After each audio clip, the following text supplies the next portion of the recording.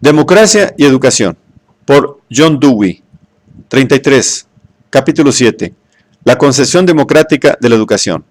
3. La filosofía platónica de la educación. Los capítulos siguientes se dedicarán a hacer explícitas las implicaciones de las ideas democráticas de la educación. En la parte restante de este capítulo, consideraremos las teorías pedagógicas que se han desarrollado en las tres épocas en que se realizó especialmente el sentido social de la educación. La primera que debe considerarse es la de Platón. Nadie mejor que él podía expresar el hecho de que una sociedad se haya organizada establemente cuando cada individuo está haciendo aquello para lo cual tiene por naturaleza aptitud, de tal modo que pueda ser útil a los demás, o contribuir al todo a que pertenece, y que es función de la educación descubrir esas aptitudes y adiestrarlas progresivamente para el uso social. Mucho de lo que se ha dicho después se ha tomado de lo que Platón enseñó primero al mundo en una forma consciente. Pero ciertas condiciones que no podía él controlar intelectualmente le llevaron a limitar estas ideas en su aplicación. Nunca llegó él a alcanzar una concepción de la pluralidad indefinida de actividades que puedan caracterizar a un individuo o a un grupo social, y consiguientemente limitó su visión a un número restringido de clases, de capacidades y de organizaciones sociales.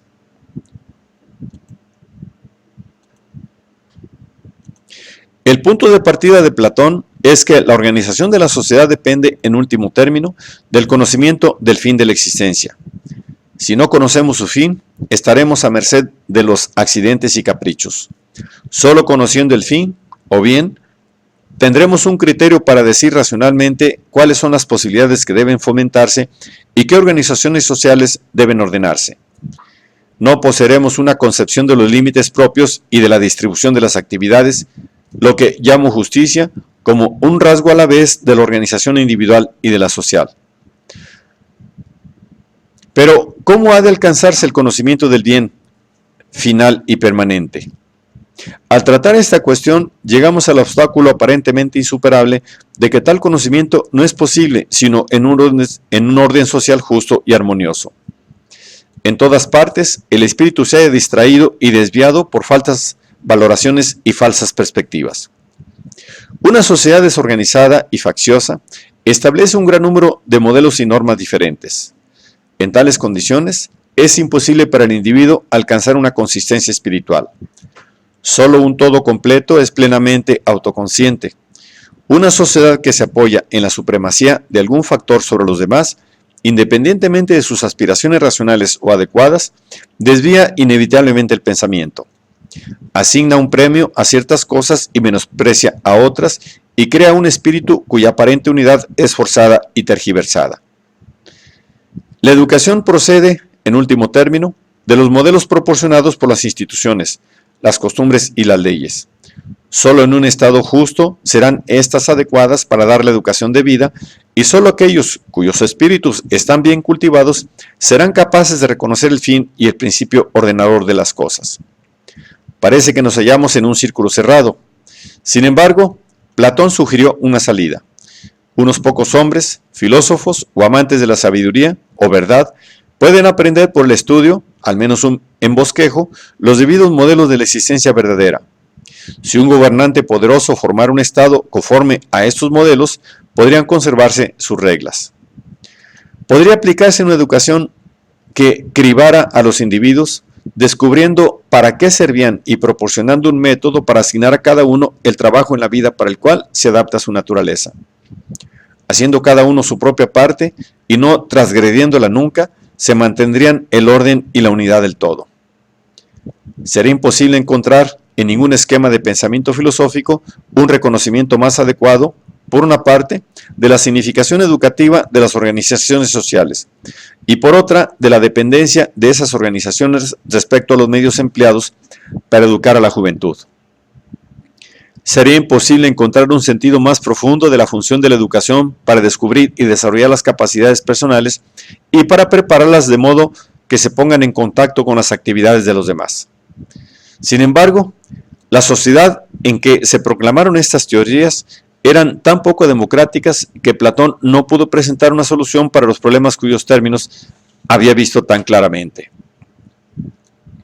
Aun cuando afirmó con énfasis que el lugar del individuo en la sociedad no debía estar determinado por el nacimiento o la riqueza, o por cualquier situación convencional, sino solo por su propia naturaleza, descubierta en el proceso de la educación, no tuvo percepción de la singularidad del individuo.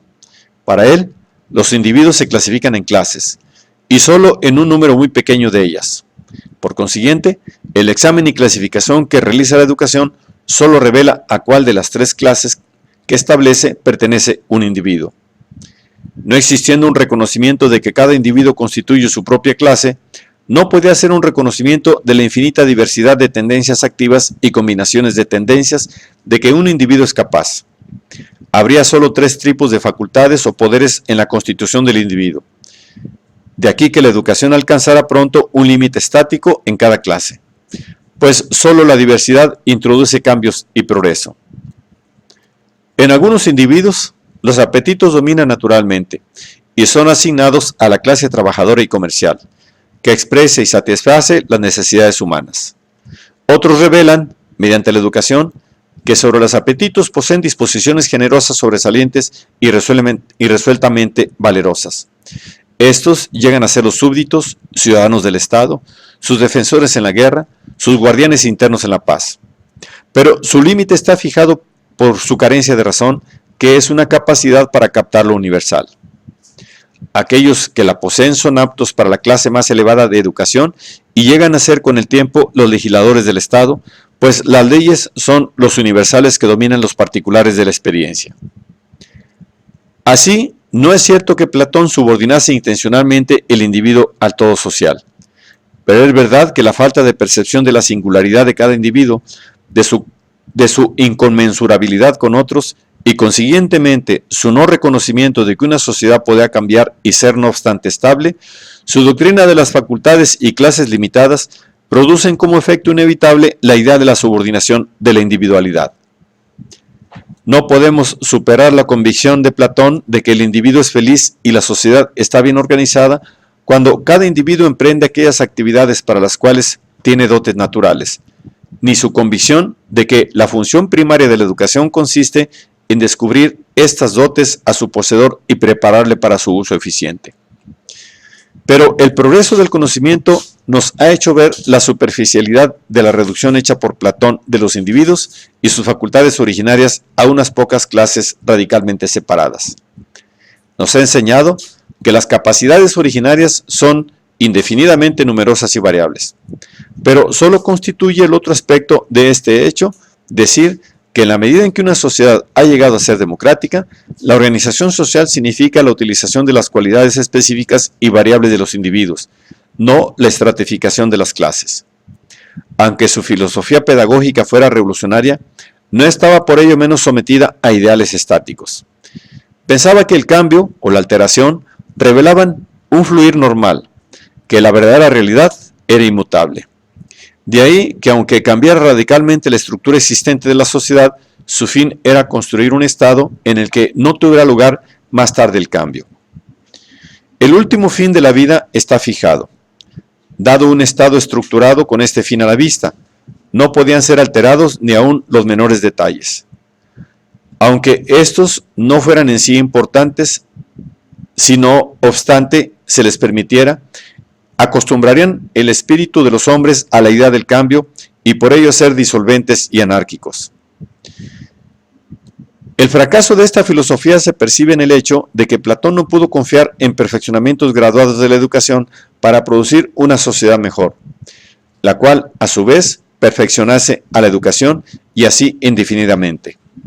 La educación correcta no podía nacer hasta que existiera un estado ideal, y después que la educación se hubiera consagrado enteramente a su conservación.